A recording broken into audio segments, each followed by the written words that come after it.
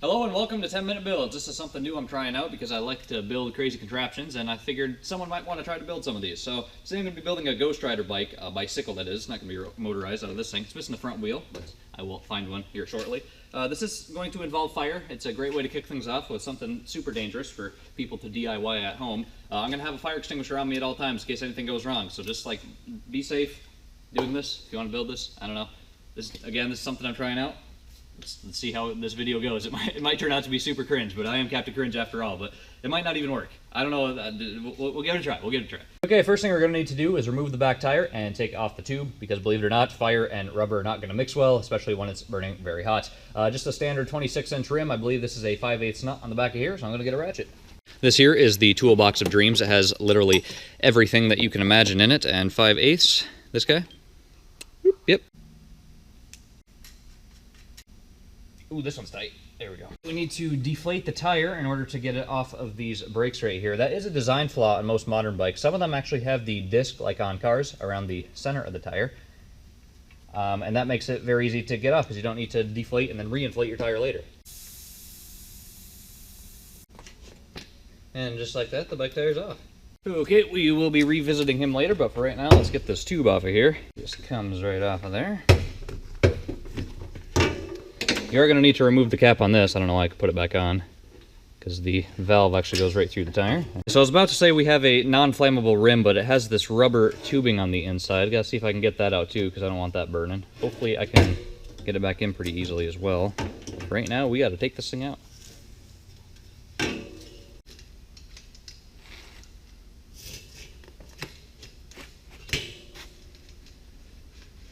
And just like that, we now have a tireless rim on the back of a bicycle. Over here we have another bike. This is the one I was talking about. It actually has a disc on the inside here, so you don't have to deflate the tire. Doesn't matter anyway, because we're going to have to.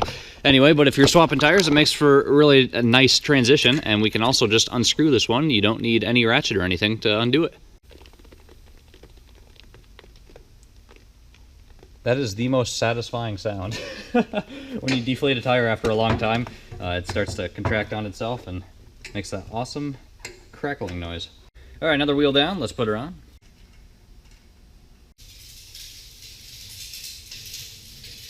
A little bit rough if I'm being honest. So I'm just scoping my options here for how I can get the wheels to be on fire. That's going to be my goal. And it looks like we should be able to put up like a metal frame on either side here. We can just screw it in with those nuts again. And then we can have a cup of gas, like gasoline, I know, really dangerous. And we can just have it on a slow drip. I can drill a small hole into the bottom of a cup, and it can drip on the tires. And hopefully I can create a chain reaction of fire. I don't know. Again, I'm just sort of winging this one, so I gotta see how it turns out. Got some fresh metal plates here, scrap metal. I use this a lot for my building. Got some burrs on the end of here from a weld, so I'm just gonna have to grind that down.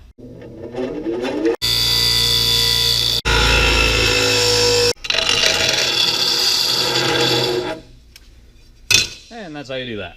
So when you're drilling a big hole, especially the one the size of 5/8 of an inch, you're going to want to start small, make a pilot hole, and then the larger ones can just follow suit. Makes the drilling a lot easier on your wrists so you don't snap them, but also you can get a more accurate hole because those big ones are hard to hold on to. They'll wiggle all over the place.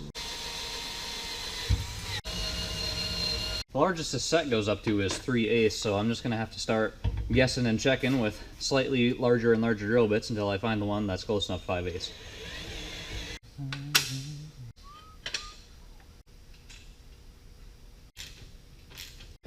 And we now have some support frames on the back. They're a little bit crooked because the bike frame in the back here sort of has a curve on it, which doesn't really help my case, but you know, it's not necessarily going to be symmetrical or aesthetically pleasing, but it is going to be functional because now I just need to have a cross brace across the top here.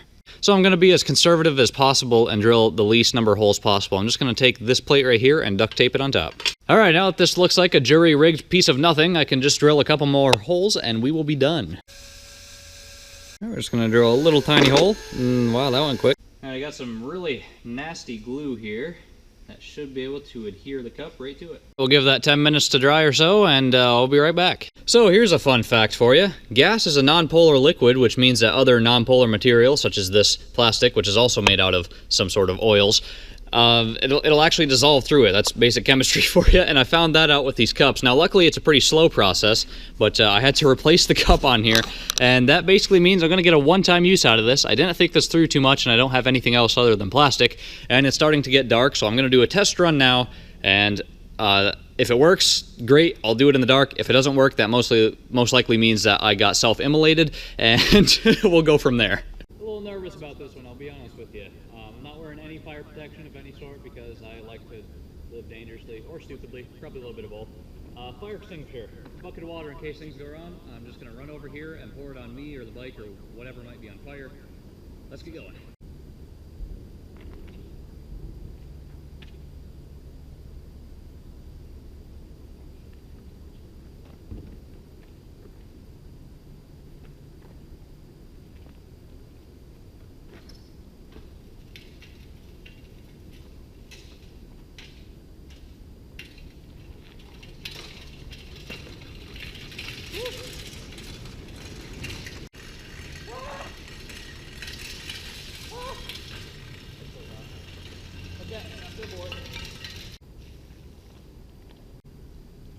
Okay, well that was test one.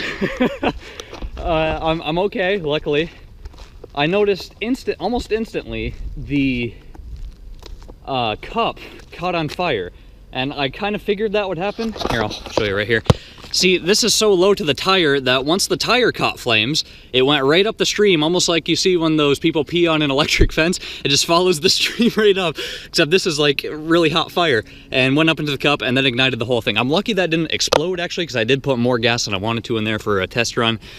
Oh, I'm breathing a little bit hard, but it was mostly safe. I don't know how close the flames got to my back. I could feel the heat, but it definitely, you know, didn't catch me on fire. It wasn't even close to me, so I'm lucky on that note. I was wondering why this fell off. I thought that maybe car fuel could start to melt aluminum beams. Good job for the meme there, Chase. But I forgot that I actually taped that on there. I didn't bolt it on or anything. I'd say that's pretty successful. I'm going to see if I can do the same thing to the front wheel in some form or fashion, because this seems pretty safe. It melted the chain guard right here for the back wheel. Alrighty. Let's see how this thing looks at night. Okay, a couple hours have passed and it is now nighttime. And if we go in here, I will show you my awesome new method to get both tires on fire. So on the back here, we have our original design with our frame and a cup on top, which I will dangerously put gas in, have it drip on the tire, and then most likely have the fire travel up the stream of gas into the cup and just like explode it all over my back. That's great. But for the front tire, I have this roll of paper towels all wadded up, and my plan is, if I can set the camera down here so that I can get a good angle on it. If I could take this and wrap it around the tire, it's probably long enough, I would believe. Kickstand doesn't work too well, so I just gotta be careful about it because of that. There we go. So we can wrap this guy around here, and this guy around here. Not even close to being long enough, but you know, that's quite all right. As long as it stays there, sort of. We can get some tape. Masking tape. And we can tie it around something here. I'll just put it in a few places just to make sure that it stays until it catches on fire, because I'm going to douse this thing in gas, and then I'm going to drive through a fire that I already made behind me, or probably in front of me, something like that. And that's what's going to ignite this guy right here. Okay, now time to put some gas on it. So as I rode the bike out here, some of it got shredded in the brakes because they're a little bit too close, but I think that wheel turns pretty good now, so now I just need to add a little bit of gas, a little tiny bit amount. I don't want to, again, catch myself on fire completely.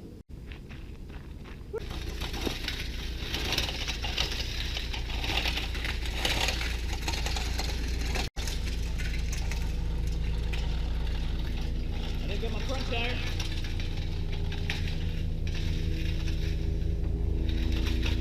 Yeah, there we go.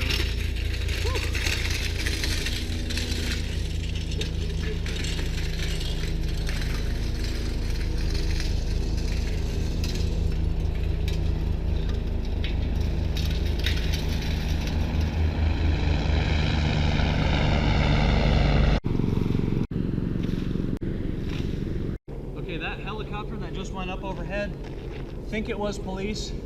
I might be getting a knock on my door in just a little bit. But that was a success. The front wheel, I had to go across the second time to get it ignited, but it got ignited. Everything's all good. He's gonna be circling back this way. I gotta pick all this stuff up and make up a good story. So I will see you in the next 10-minute build.